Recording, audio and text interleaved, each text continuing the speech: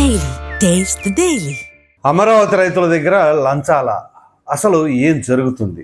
వివరాల్లోకి వెళ్ళినట్లయితే అమరావతి రైతులు వీరు 2015లో అప్పుడు కూటమి ప్రభుత్వం అనివ్వండి, ఎన్డీఏ ప్రభుత్వం అనివ్వండి, చంద్రబాబు నాయుడు గారి అధ్యక్షతన ఏదైతే ఈ యొక్క ల్యాండ్ పూలింగ్ అనేది జరిగింది. సో ముఖ్యమంత్రిగా చంద్రబాబు నాయుడు గారు ఉన్నారు కాబట్టి ఆయన పైన మీద అపారమైన నమ్మకం కావచ్చు, లేదా ప్రభుత్వం మీద నమ్మకం కావచ్చు, వాటెవర్, అమరావతి రైతులు ముందుకు వచ్చి మన రాజధాని మనం నిర్మించుకోవాలి అని స్వచ్ఛందంగా వాళ్ళ పొలాలు ఇచ్చారు. కోర్స్ దానికి సంబంధించి మేము డెవలప్మెంట్ ఇలా చేసిస్తాం అలా చేసిస్తాం అని చెప్పేసి ప్రభుత్వం చెప్పిన క్రమంలో రైతులు ఇచ్చారు. సరే, వాళ్ళకి ఏంటి అంటే వాళ్ళ భూముల ధరలు పెరిగితే బిడ్డల భవిష్యత్తు బాగుంటుంది, మధ్య అయినా మన రాజధాని కదా, మన ప్రాంతంలో వస్తుంది అంటే ఖచ్చితంగా మన కాంట్రిబ్యూషన్ ఉండాలి అనే తరహాలో వాళ్ళు చేశారు, బాగుంది. సో దాని తదనంతరం వేరే రాజకీయ పార్టీ అధికారంలోకి రావడమే, వాళ్ళు తీసుకున్న నిర్ణయాల వల్ల వాళ్ళు ఏ రకంగా అవమాన పాలయ్యారు అనే సంగతి కూడా తెలుసు. కట్ చేస్తే మొన్న కూటమి ప్రభుత్వం అధికారంలోకి రావడానికి మొట్టమొదటిగా జగన్మోహన్ రెడ్డికి వ్యతిరేకంగా గళం విప్పిన ఘనత ఎవరికైనా ఉంది అంటే అది అమరావతి రైతులే.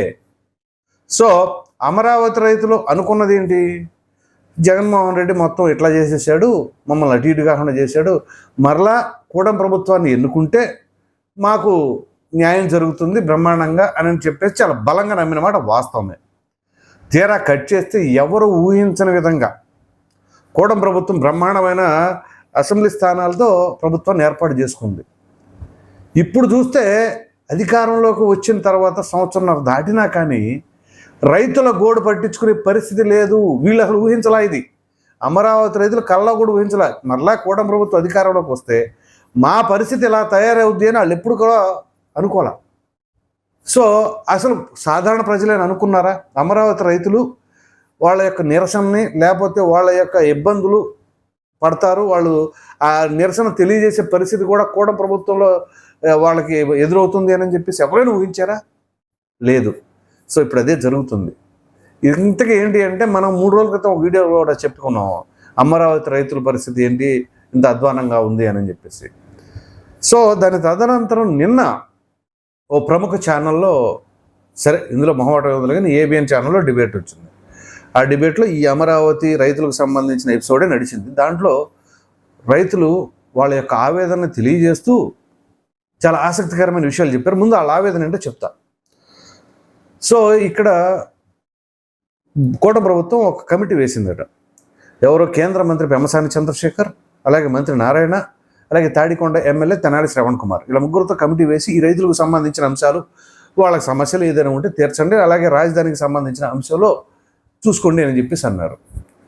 సరే, పెమ్మసాని చంద్రశేఖర్ గారు అంటే కేంద్ర మంత్రి కాబట్టి ఆయనకి అనేక రకాలైన బిజీ పనులు ఉంటాయి అనుకుందాం. మంత్రి నారాయణ రాష్ట్ర వ్యాప్తంగా ఆయన బిజీగా ఉంటాయి. ఎంత బిజీగా ఉన్నా మన రాజధాని అమరావతి అక్కడికే కదా వచ్చేది ఒకటి. అలాగే తాడికొండ ఎమ్మెల్యే తెనాలి శ్రవణ్ కుమార్, ఆయన అక్కడ అతనే. ఈ రైతులకు సంబంధించిన గోడు పట్టించుకునే పరిస్థితి లేదు. పైగా ఆగస్టు నెలలో ఇదే మంత్రి నారాయణ వీళ్ళు కలిసినప్పుడు ఖచ్చితంగా మనం చూద్దాం చేద్దాం అని చెప్పేసి అన్నారు. ఇది బాగానే ఉంది. సో అంటే చంద్రబాబు నాయుడు గారు పట్టించుకోవట్లేదా? చంద్రబాబు నాయుడు గారు పట్టించుకోమని చెప్పినా కానీ వీళ్ళు పట్టించుకోవట్లేదు అని చెప్పేసి వాళ్ళ యొక్క ఆవేదన. ఇది ఎలా ఉంటే, సో ఈ కమిటీకి సంబంధించిన అంశాలు ఆగస్టులో సమావేశాలు నిర్వహించిన, మరలా ఇప్పటి వరకు వాళ్ళకి ఏ విషయం ఎందులో కూడా పురోగతి లభించలేదని ఆవేదన. ఇది ఎలా ఉంటే ఇక అధికారుల విషయానికి రావాలండి. ఇది అసలు కీలకమైన అంశం. అధికారులు ఎంత హీనంగా చూస్తున్నారంటేనంటే ఈ రైతుల్ని ఏంటొచ్చారు, ఎందుకు వచ్చారు మీకు అప్పుడు అంటే అట్లా కాదండి ఇట్లా అన్నారంట కదంటే, ఏమో వెళ్ళి బాబు గారిని అడగండి, వెళ్ళి బాబు గారిని అడిగే లెక్క వీళ్ళకి ఎందుకు జీతాలు ఇవ్వడం? అసలు సిఆర్డిఏ ఎందుకు? అక్కడ సిఆర్డిఏ తీసి పడేసేయండి. లేకపోతే క్యాపిటల్ రీజియన్ డెవలప్మెంట్ అథారిటీ అని ఎందుకు పెట్టారు? అక్కడ అధికారులు ఎందుకు పురమాయించారు? ఎవరి బాగోగుల కోసం? రైతులకు మంచి చెడు, వాళ్ళు రైతులు స్వచ్ఛందంగా భూములు ఇస్తే ఇన్స్టెంట్గా వాళ్ళకి ఏమైనా రూపాయి ఇచ్చారా? లేదు. డెవలప్ చేసి ఫ్లాట్ ఇస్తామన్నారు, ఆ రిటర్నింగ్ ఫ్లాట్ పోనీ అది ఎక్కడో చెబుతున్నారా? లాటరీ పిక్ అన్నారు, ఆ లాటరీ పిక్ ద్వారా చెప్తున్నారా? లాటరీలు తీసి చెప్పారా? అసలు ఎవడ ఫ్లాట్ ఎక్కడొచ్చింది అనేది కనీసం ఆ రైతులకి, ఇదిగో బాబు నువ్వు ఇంత 4 ఎకరాలు భూమి ఇచ్చావు, నీకు ఇంత వస్తుంది, ఇది ఇక్కడ ఉంది అని చెప్పేసి చెబితే వాళ్ళు ఆనందపడతారుగా. అక్కడ ఏం వరగబెట్ట అవసరంలా, ముందు మీ ఫ్లాట్ ఇది అని అంటే చాలు. వాళ్ళు ఆ పని కూడా చేయటానికి తిరిగి లేదు. పైగా అధికారులు ఎంత హీనాధీనంగా మాట్లాడుతున్నారు, దారుణంగా చూస్తున్నారు అని అంటే పాపం వాళ్ళ మీద వాళ్ళకి అసహ్యం వేస్తుందండి. ఇదేంటి, మన భూములు మనం ఇవ్వడం ఏంటి, తిరిగి ఈ పరిస్థితి తలదించుకోవడం ఏంటి, వాళ్ళ ముందు వచ్చేసి మనం ఎదురు చూపులు చూడటం ఏంటి, వెయిటింగ్ల మీద వెయిటింగ్ గంటల తరబడట. సో ఇది ఒక తరహా. దీనికంటే ఒక బాంబు ఒకటి ఉంది. అదేంటో తెలుసా? ఈ లంచాలు అన్నాను చూసారా, ఇది ప్రతి ఒక్కరూ షాక్ అయ్యింది. ఏంటి ఆ లంచాలు తెలుసా? ఇప్పుడు ఎవరెవరైతే భూములు ఇచ్చారో ఆ రైతులకు ఫ్లాట్లు వస్తాయి కదా, ఫ్లాట్ అలాట్మెంట్. ఇప్పుడు ఇన్ని గజాలు అని చెప్పేసి, కమర్షియల్ అయితే ఎంత, రెసిడెన్షియల్ ప్లాట్ అయితే ఎంత అని చెప్పేసి చంద్రబాబు నాయుడు గారు ఇస్తానన్నారు డెవలప్ చేసి. ఓకే, అది లాటరీ సిస్టమ్ ద్వారా తీస్తారు, ఎవరికి ఎక్కడ వచ్చిందో చూపించాలి.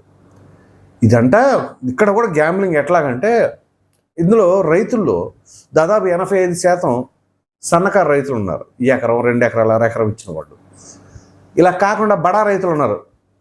5 ఎకరాల నుంచి తక్కువ అంటే 5 ఎకరాలు పై మాటే, అక్కడ నుంచి 10 ఎకరాలు, 20 ఎకరాలు, 25 ఎకరాలు ఇచ్చిన వాళ్ళు కూడా.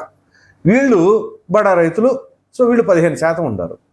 సో వీళ్ళకంటే పోయేదే ఉండదు, కొంచెం కమర్షియల్గా గట్టిగానే ఉన్నారేమో బహుశా. వాళ్ళల్లో కొంతమంది అంట అధికారులకి లంచాలు ఇచ్చి, చూడండి ఇది అధికారులు తప్ప రైతులు తప్ప.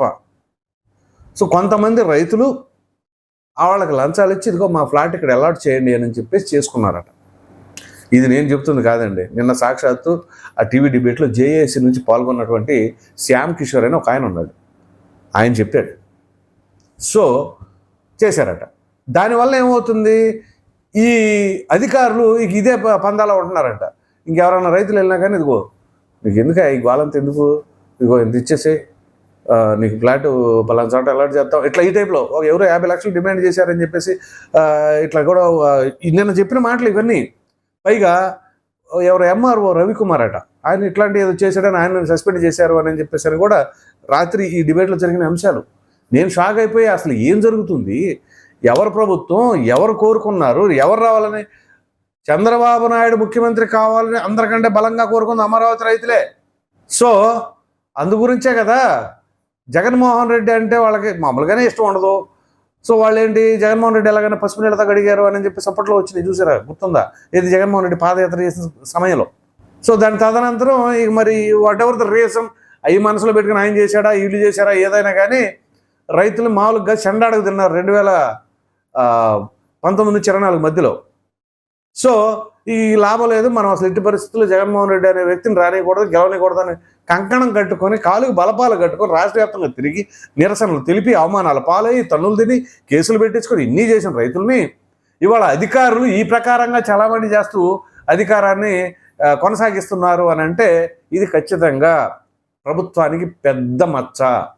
ప్రధానంగా సీఎం బాబు గారు దీన్ని తక్షణమే దీనిపైన అసలు ఏం జరుగుతుందని విచారణ కూడా జరిపించండి. లంచాలు తీసుకున్న వాళ్ళు ఎవరు, అసలు లంచాల ప్రలోభాలకు గురి చేసిన వాళ్ళు ఎవరు, ఈటో తప్పే తీసుకోవడం తప్పేగా. ఆ రైతులు ఎవరైతే లంచాలని మరి ముందు ఆఫర్ చేశారో, అదే అంటే అతను చెప్పిన దాని ప్రకారంగా మా కొంతమంది రైతుల్లో కూడా తప్పు ఉందిలేండి అని ఆయన అన్నాడు. సో అది ఎవరెవరిలో ఉంది వీళ్ళని మొత్తాన్ని వేయాలి ఒకటి. అలాగే అఫ్కోర్స్ ఈ రాత్రి డిబేట్కి కొంత కదిలినట్టుంది ప్రభుత్వంలో కదలిక. సో పెమ్మసాని చంద్రశేఖర్ గారు వాళ్ళతో సమావేశం నిర్వహించబోతున్నారట. సో మరి బాబు గారి దృష్టికి కూడా వెళ్తుందో లేకపోతే వీళ్ళే దాన్ని క్లియర్ అయిపోయేలాగా చేస్తారా. కానీ ముందుగా ఇక్కడ ఈ సమస్యలన్నిటికీ ప్రధానంగా కారణం ఎవరు అని చూపిస్తున్నారంటే మంత్రి నారాయణ.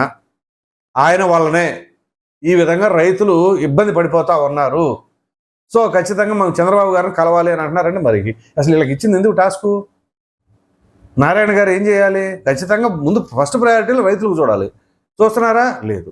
ఇది పరిస్థితి.